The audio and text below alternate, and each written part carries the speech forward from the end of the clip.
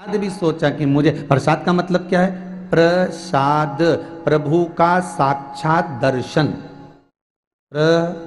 प्रभु का साक्षात दर्शन, प्रसाद का मतलब ही प्रभु का साक्षात दर्शन है। तो भगवान को उठाकर अपने फ्रिज में रख दिया, अर्थात भगवान का जो अधरामृत है उसको हम प्राप्त कर लें।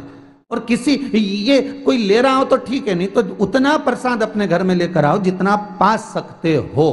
पुराण की कथा वर्णन करें, 48 जन्म किसी जीव के अगर छुड़ा सकते हो तो आप छुड़ा सकते हो। एक पुण्य आप कर सकते हो कि कोई प्रसाद अगर आपके पास में बचा हुआ रखा हुआ है, वो प्रसाद को कब तक, अभी कई लोगों के तो 14 तारीख की मकर संक्रांति थी, उसका लड्डू और गजक का चूरा आज तक पड़ा है।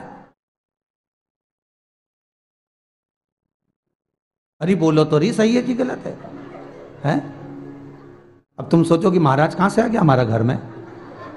तो शंकर तो है तुम्हारे घर में, और शंकर देख रही है, वो सब बता देता है। तो इसलिए ये मत सोचना कि बिल्कुल हमें कुछ नहीं मालूम, सब पता है। शिव जी को सब मालूम है तो हमको भी सब मालूम है।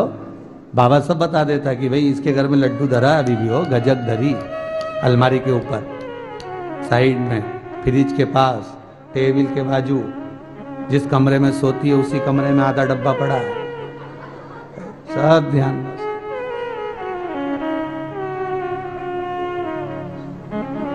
चूरा भी पड़ा हुआ है।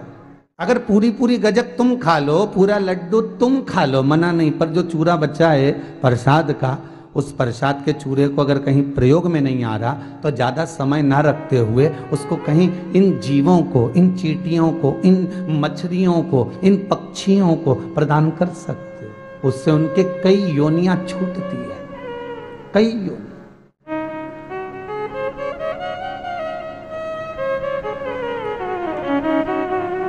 चलो एक ये भी जाने दो, हिंदू धर्म में ये बात कहां लिखी है कि किसी भी पूजन को करने के बाद पूजन की सामग्री को जल में विसर्जन करना चाहिए? महाराज, अग्नि पुराण में कहां लिखा है? स्कंद पुराण में। ये दोनों पुराण में स्पष्ट कहा गया कि आप जो पूजन करते हैं उसकी सामग्री जल में विसर्जन करें, पर कचरा विसर्जन नहीं करें। जल के अंदर पॉलिथीन डाल रहे हो, सोमती का स्नान करने गए, अपना अपना कपड़ा छोड़ आए रे। उज्जैन में छिपरा के घाट पे चप्पल ने कपड़ा ऐसा ढेर लगा, और जो नहाने जा रही है आजू बाजू से जा रही है, ढेर लगा इतना सारा।